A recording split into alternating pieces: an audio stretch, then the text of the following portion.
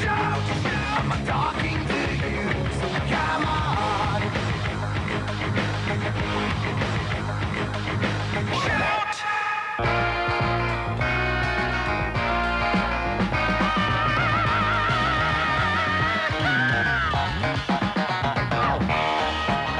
Good morning, everybody. 17 minutes after the hour. Welcome to the Sunrise Show. Craig Froelich in at 63 degrees, on its way up to 100 today. And sunrise this morning at 5:35 and sunset at 8:52. Want to welcome onto the program Oregon State Senator Doug Whitsett from District 28. And Doug, it's great to have you on. I love your approach related to if we don't stand up for the rural counties, no one will. And just yesterday from Oregon State Representative Sal Esquivel, he said we have a total divide between urban and rural divide. I was aware of that. I've seen the Economist state article about the death of the rural county, and he mentioned the demographic between Benton, Lane, and Multnomah counties and how they lead the charge on that. But what's leading the charge down here is the issue on forest fires. And thanks for being on the program this morning. Thanks for having me. Yeah, I think I certainly agree with Representative Esquivel. We have an urban-rural divide. We have a Republican-Democrat divide, and we have a liberal-conservative divide. And, you know, that's been going on for years, and the trick is to try to find where those three circles overlap to make exactly. Policy. Yep. And this legislative assembly doesn't seem to have much overlap. The three circles seem to be pretty disparate. Well, you know, and here's the next thing. We just finished talking with Dr. Monica Webby in the earlier segment, and her Political Action Committee, MonicaPAC.com, but, you know, this issue with Val Hoyle and taking money from the House Democratic Committee when she's not in session, you know, this doesn't work. We're not working together to solve problems. That is troubling from an ethical standpoint, how any legislator could be independent and working for his or her constituency when they're being paid by a special interest group. And that's coming out of the Oregonian from 2013. But this is kind of the thing she's uncovering. But, you know, I want to, for our listeners down in Southern Oregon, and we're going to do more on that with that. But for our listeners down in Southern Oregon, I just heard bits and pieces of a bill that is starting to whip up related to wildfires and shifting the burden to property owners to pay if there's damages to wildfires to their property? Yes. That bill is boiling along in the bowels of the House right now. It hasn't really surfaced, but it's there. And the problem, of course, is that historically fires have been paid for in Oregon. The fires that are protected by the lands that are protected by the Department of Forestry have been paid by a combination of general fund money, assessments on landowners, and then a liability policy with Lloyd's of London to pay part of it. So the last two fire years have been very expensive, and Lloyd's of London is not is being a lot more assiduous in issuing the. Well, didn't they double the premium? They more than doubled the premium, and they also significantly changed the deductible. Ah, right, the deductible. So, so the deductible goes way up. So that the problem now is that they were not getting covered by nearly as much with Lloyd's of London for the third leg of the stool. So that means that the landowner and the general fund are going to have to pay more, and a higher part of the fire suppression cost. And this bill would put most of that burden on the landowners rather than the general fund.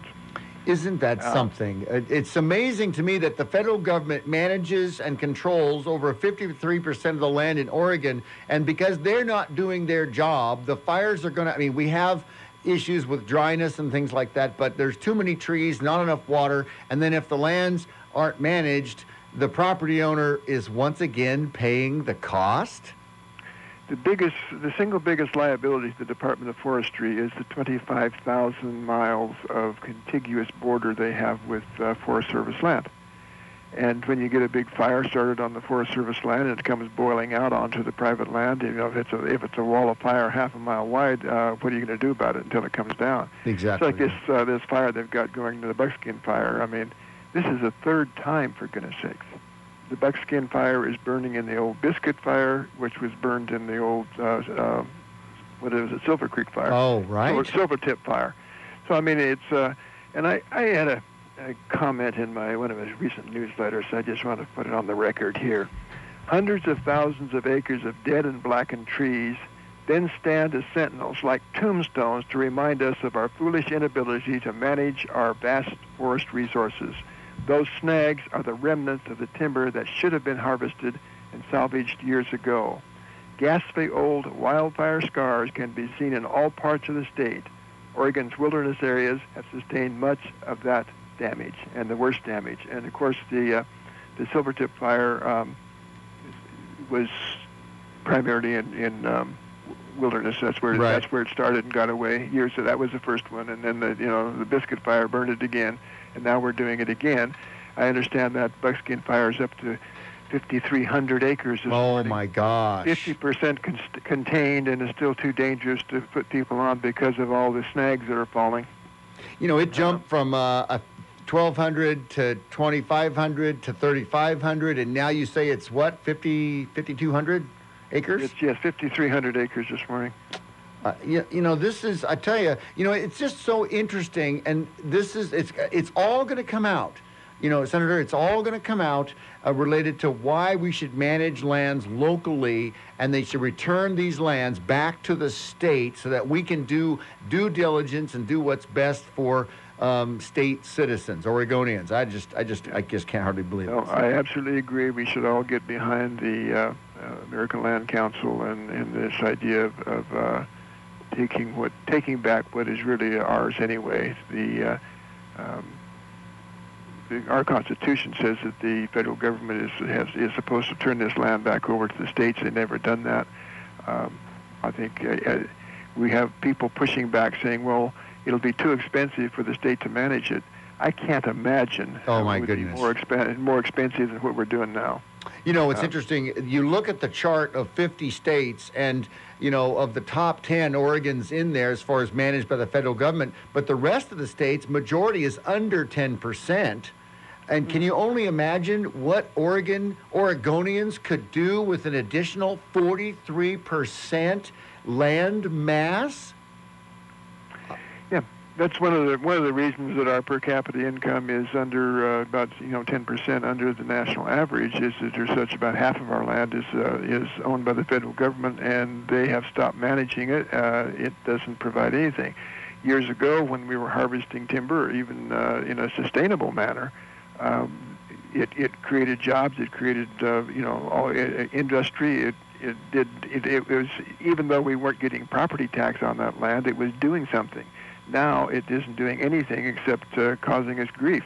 It's amazing. Doug, we do have a break we got to get to. We've got Oregon State Senator Doug Whitsett on the phone with us with District 28. I want to come back. I want to talk about this issue with this low-carbon fuel tax and the transportation bill. And funny how we mentioned this low-carbon fuel tax, but yet with these forest fires, you've got all the carbon footprint going on with the forest fires and the particulates in the smoke. I'd like to see where the environmentalists are right now, and all the wildlife is being killed that they can't get away from, and their habitats are being destroyed by all the forest fires. So we'll continue with Oregon State Senator Doug Whitsett after this break. Stay tuned. More on the Sunrise Show after this. Find your way home.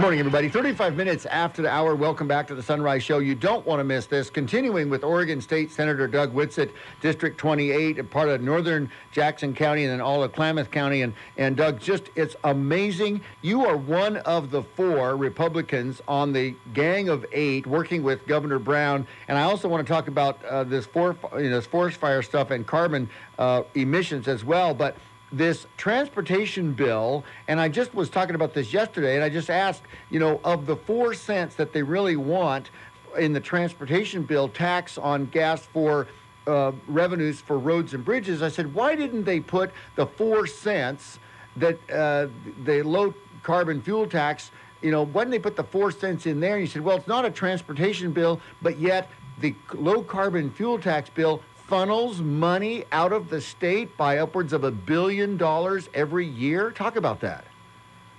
It's about $1 billion every 2 years, and okay. That's when if you run the numbers, when the Department of Environmental Quality said that by the end of the 10-year period, it would increase the price of fuel by about 19 cents a gallon.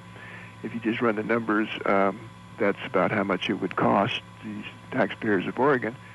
But unfortunately, it's not a tax. It's a redirection of funds. So that money would not go to building highways or schools or anything else. It would go into credits. Okay. And to producers of alternative fuels like ethanol and biodiesel. So what's the latest with Governor Brown and how you're working with this? Because there were 19 House Democrats that said, absolutely not. Don't you dare touch our clean fuels program. We will not vote. And we don't want this repealed. Well, the motivation for that letter, we have to talk to the people who wrote it. But exactly. It seems that it was designed to blow up the package. I think that there is, even if we get a repeal of the low carbon fuel standard, replacement with a better program and a transportation package through the Senate, I think it's going to have rocky shoals on the House side. We'll see. It just depends on how bad the governor wants this. I think she is, as the Oregonian said, you made a really, really bad mistake when you signed the low carbon fuel standard bill, Senate Bill 324. Right. And if she wants it to reverse that mistake, she has a veto pen, and she can make it happen. Because she can stop.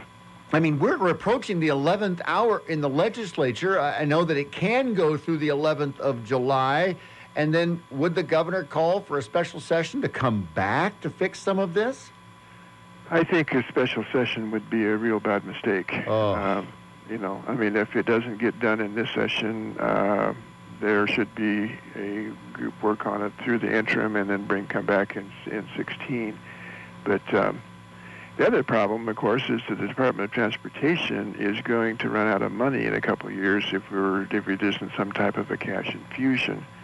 One of the things that this transportation package would do would be to force the Department of Transportation into efficiencies, meaning that part of the things that I put into that package is that for 6 consecutive years, the department will have to find $50 million each year within their budget and redirect that money to highway maintenance and preservation.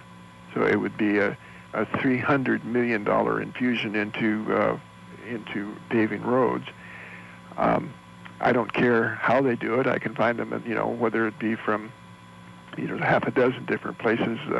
The federal flex money, they've got a lot of vacancies. A lot of position vacancies. There's a whole lot of different ways that they can find that money. It's up to the director to find it. But if this bill goes through, it mandates that over 6 years he will find $300 million more within his own budget to pave roads and fix bridges. And it's doable. And that's equivalent to about a 2-cent gas tax that he's finding within his own department. That seems doable, and it's a smart thing to do to take care of our, facilities, especially our bridges. And you've got this, issue with Interstate 5 being an artery on the West Coast. And if anything were ever to happen, they talk about an earthquake or a tsunami or something, we would be cut off. Areas would be cut off for months. months without proper bridges. Yeah. So this is primarily a fix-it package. I mean, we would end up bonding about $400 million to use over 10 years, and there are a lot of specific projects where that money would be spent to try to alleviate pinch points in our transportation system. But for the most part, it is maintain what we have. And like I said, if without this, in a couple of years, the Department of Transportation is going to sail off a fiscal cliff. I mean, you just run the numbers. They have been spending about $500 million each 2 years of borrowed money since 2003. And the debt service now in the next biennium will be about $550 million. So it's a turnaround if you lose $500 million of borrowed money that you're spending, and you also have to pay $550 million in debt service and principal interest on your bonds. That's $1 billion less. That is unbelievable. And this is the cost of not managing our funds and such that we've got to borrow, and the loan cost is $500. Like you said, over $1 billion after what, 2 bienniums, I guess. Yeah, and it's $550 million of each 2 years, and that will vary somewhat because the bonds have been sold over the years, but it's going to average about $500 million a year in principal and interest through 2038. It's amazing that, and this is the thing, when I talked to, governor candidate, gubernatorial candidate Dennis Richardson, he said, Craig, they have no long-term goal.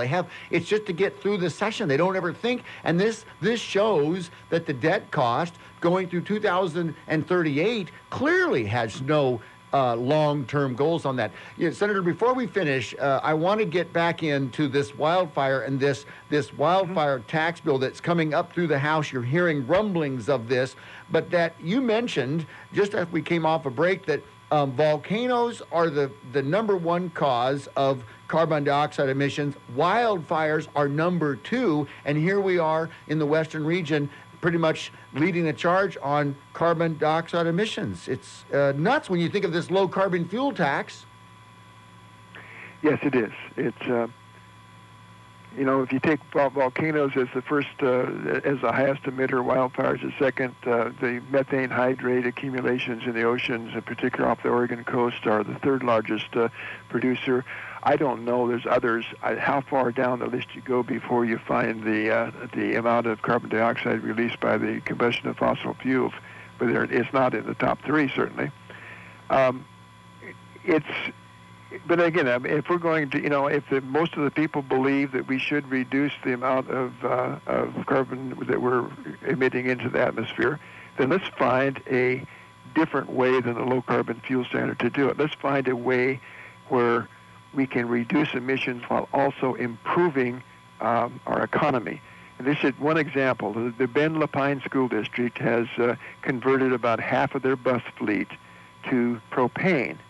So they are now running those buses on propane at $1.31 a gallon, as opposed to the rest of the fleet at $3.11 a gallon for diesel.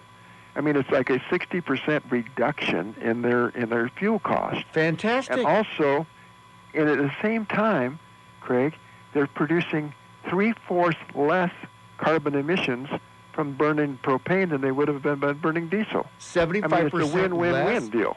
75% less. It's unbelievable. This is, offering the solution and showing through doing that we can do better, and it doesn't take more money, it doesn't need more taxes. It's just Americans doing great things. Well, this has been my effort all the way through the almost going on 3 weeks now meetings with this transportation group is let's let the free market drive this thing. If we can stimulate the use of the shifting over to compressed natural gas, and it's actually safer than gasoline because compressed natural gas is lighter than air. So if something ruptures, it actually just it dissipates in the air. So it's safe, it is efficient, it's cost effective. So if we're going to incentivize something, let's do that. There's another thing we're doing. Daimler Chrysler is working with Oregon State, and there's going to be, if this package passes, they'll put in a $1.5 million into that research. They're building a super truck, and basically their research is on track to reduce to increase the mileage. The current trucks, the best ones, get about 6 miles per gallon of diesel. Right.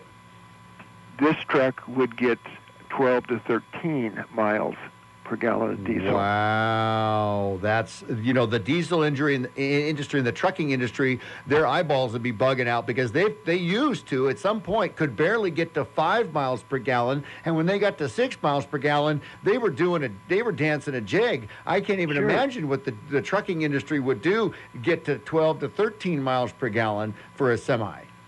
Yes, and then the next step, you're getting 12 to 13 miles for diesel. Then let's change it over, let's change the engine over to being powered by compressed natural gas, and you would reduce the fuel cost by 60%. You think that would work? It wouldn't even contain, once again, great Americans doing great things if you just get out of the way and let them do it. So, well, Absolutely. Senator, but you have to realize that's evil industry doing something like that. No, exactly right. Well, we're out of time, but it's fascinating. Thank you so much for the work you're doing up there and getting the information back to the people. We always try to just give the people the information, let them figure. They are smart, they are intelligent, they are listening, and I'll tell you, when you're only being represented, when you're not being represented in the legislature, the Oregonians are not liking what they're seeing. I got to tell you, they're not liking this one way, this one party, this heavy-handed beat down. It's dangerous ground for them to be on. So it is fascinating, Craig. We're seeing a quantum change in how the media is looking at this as the liberal Democratic majority. Some of the editorials coming out of the Oregonian now are quite forceful. Oh, big time. What are you doing? Exactly right. Hey, before we go, I want to tell you, this came out of Wallet Hub, the website wallethub.com, and they released a report on the 50 states and which state could have the best road trip. Oregon won. Oregon was rated 32nd in driving and lodging costs, rated 4th in road conditions and safety, and rated 3 in fun and scenic attractions. And so that put them number 1 in the nation as far as overall ranking for a road trip. How about that? Craig, we live in a cornucopia of natural resources, and we're starving because of our government. I can't say it better than that. Let's leave it at that. Doug, have a great holiday if you get to the 4th of July there, and we'll talk to you real soon, and keep up the good work, sir. Thanks, Craig. Bye-bye. All right. We ran long. We got to get to a break. We'll be right back. More on the Sunrise Show as we continue. Don't miss it. Shout, shout, I'm talking to you, so come on. Shout.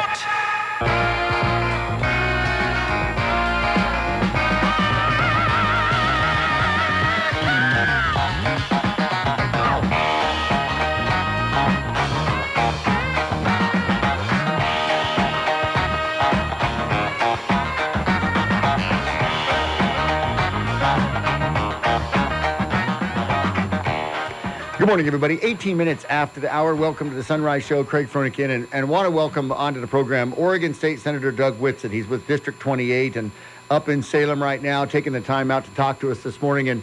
And Senator, this House Bill 2960, it's been passed the House, and it's unbelievable. This creates a 7-member Oregon Retirement Savings Board in the state treasurer's office, and to create a retirement plan required of all employers that they must offer their employees. And if they don't, but it copies the PERS. I mean, it's nuts. Anyway, Senator, it's great to have you on this morning. Thank you so much for being on the program. Well, thanks for having me again, Craig. That's one of 2 bills that moved across the floor yesterday that I think is very, very bad.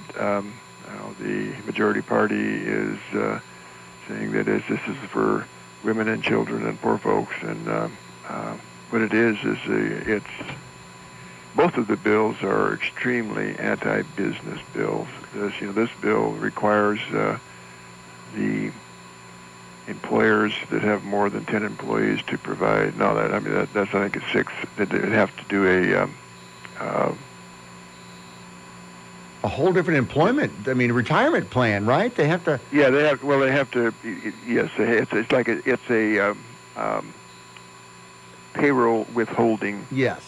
Tax is what it amounts to, and not really a tax. It's a pay withholding vehicle where you take a certain amount out of the paycheck and give it to the state treasurer to invest for these people as a retirement thing. It's interesting. There are thousands of retirement plans. Any business can get into one now. Any person that can get an IRA on their own if they don't want to go through the business. This is and the interesting part of this is this bill has been introduced, I believe, in all 50 states, and it is being supported strongly, advocated for in all those states by the Service Employee International Union and AARP. Oh, so it's going nation. From my perspective, what's going on here? They want to create the Public Employees Unions really want to create a parallel private employment retirement fund, and then the next step will be, there's parallel to PERS, why don't we have it managed in the same way by the same people?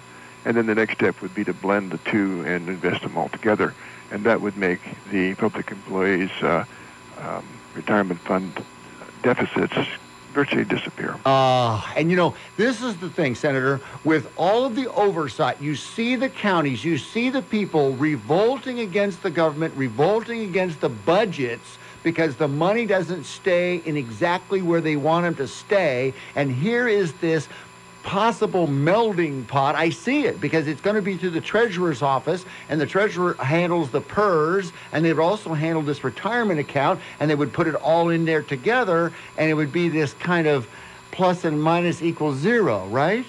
Yeah, and it's if you want to look back in the news releases within the last year. State Treasurer Ted Wheeler was given an award for being, I believe it was the outstanding elected official for public employees in the United States. He's done some, decent things, but this retirement thing is his. It's his idea. He's pushed it for about 3 years now, and they finally got the majority to do it. Our Republican 14-member caucus in the Senate and Senator Betsy Johnson have had her foot on the air hose on that bill for at least 4 years. And, unbelievable. We don't have the votes to stop it now, and so it's going. Yeah, and it's then the other bill that I want to get this in before I'm going to have to go to the meeting here soon, but the other bill is the paid sick leave bill. Oh, my goodness. And that, again, was outrageous. sold as something as this is for the children and this is for the single mothers and yada, yada. But what this is it will cost the private businesses in Oregon an estimated $2.2 billion a biennium, or $1.1 billion a year to comply with this. And that's just the cash outlay. This bill allows your employee to take an hour, leave an hourly increment. So if you want to take an hour off to go take your kid to the doctor or go pick them up for soccer or whatever, you can take it. Talk about disruptive to a business. Oh, my The employees goodness. will decide when they're going to work and when they're not going to work. And if the employer has the temerity to challenge them, they're going to face Bradavakian at Bowley. Because this bill, this paid sick leave, is defined and will be enforced through Bowley rules. And it goes right to the top. It's unbelievable. With employers versus employees, now all of a sudden the shift is who has more rights than who on this. Correct. I had a veterinary practice and supply store for years, and we had a good working relationship with our employees. Our employees are the face of the business. Right. But we also I had a profit sharing plan, and I had a health care plan, and I had a retirement plan. And we also had what we called a adaptive management meeting once a year, got all the people together. They kind of knew what our finances were because we had a profit share plan that was up on the wall, encouraging them to work harder. And in that adaptive management meeting, we would say, we're doing well. We can give you a little more raise this year. Do you want it in cash? Do you want it in better medical care? How do you want it? Or we're not doing so well, and so we're in a recession, and we're not going to be able to give you increases here, and some of these costs are going up. So how do you want this adjusted? And if you want to keep everything you have, that's fine. But this morning there are 20 of you here, and tomorrow morning there will be 18 of you here if you don't make some adjustments, because Exactly. we have to, in order to stay afloat, we have to do this. Right. And we always came out with good, we laid it on the table, and we always came out with good results. We didn't have to let somebody go. They would say, well, since I was going to make the decision who was going to be let go and nobody knew, that helped. But nonetheless, what I'm saying is business and labor should work together in private sector, in private businesses, to make it work. To have the government come in and tell you what you're going to do and how you're going to what you're going to provide to your employees, and have it enforced by the Bureau of Labor and Industries is just absurd. It is and not absurd. only that, this gives your employee the personal right to bring civil action against the employer Right. for a violation of their new right to sick leave. It's outrageous. And what's interesting, Doug, is that it says House Republicans unanimously rejected, this is House Bill 2960, unanimously rejected the partisan legislation on the grounds that the proposal represents a government overreach, will only serve as costly, burdensome mandate. Chief sponsored by Democrat Representative Tobias Reed, who recently sponsored legislation to prevent Oregon taxpayers from receiving their income tax kicker refund. I mean, this is just more insanity on top of insanity. And two of the Democrats... And the sick leave bill passed through the Senate yesterday on a party line vote, with Senator Betsy Johnson joining us and voting no. So it was one of our members was absent, so the vote count was 17-12. Had our other member been here, it would have been 17-13. It wouldn't make any difference. They only require 16 votes to pass it. But it was a party line. And once again, it's all about the employees. It's all about the poor folks. It's all about the women and children. What is it? What's it going to be all about when this is at a minimum? This is a 2% increase in the payroll costs. I mean, just do the math. It's there. And if it's going to cost 2% increase, if you have 100 employees and you're not able to raise your costs, you're not able to raise the cost of the price of your product, or somehow reduce your cost in another manner somehow by reducing other benefits or whatever, you're going to have to lay two people off. That's just how it works. So I mean, it's Oregon is like I said on the floor yesterday.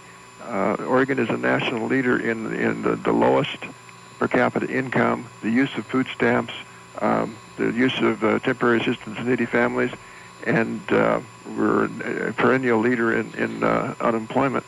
And we do this in order to, further hamper small businesses from employing people? It's unbelievable. And now I'm seeing Governor Kate Brown is going to sign the nation's first law requiring insurance companies to provide a full year's worth of prescription contraceptives.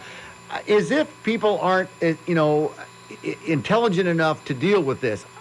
It makes no sense. No, from my perspective, this building's out of control this year. It seems the majority party are doing things because they can. Yes. Not because they're good policy or not because they're good for Oregonians. It's just they're doing it because they can. Well, and Craig, you haven't seen anything yet. I mean, I don't have time to get. No, I know. There's stuff more in the pipeline coming you won't believe. Wow. Anyway, I know you got to get going. run. All right, sir. Ladies and gentlemen, Oregon State Senator Doug Whitsett from District 28. Thank you so much, sir, for your service up there. Keep on the good work, and we'll look for your report next time around. Very good. Thank you. All right. Bye-bye. Have a good day. Wow, he's running. They're getting into votes more. We got to get to a break. It's just unbelievable when you look at this. And ladies and gentlemen, are we getting good service? Do you feel like you're being served, or do you feel like you're being served? We need to get in there and let the politicians know we're not going to take it. We're not going to take it lying down. This is, like they said, a $2.2 billion per biennium. That's $1.1 billion cost for Oregon businesses with the sick leave. That's passed. And now this retirement bill is passed, and they're indicating an additional $1 million on top of that. All right, we got to get to a break. We ran long, but we held Oregon State Senator Doug Whitsett, so we're thrilled to do that. Back after this.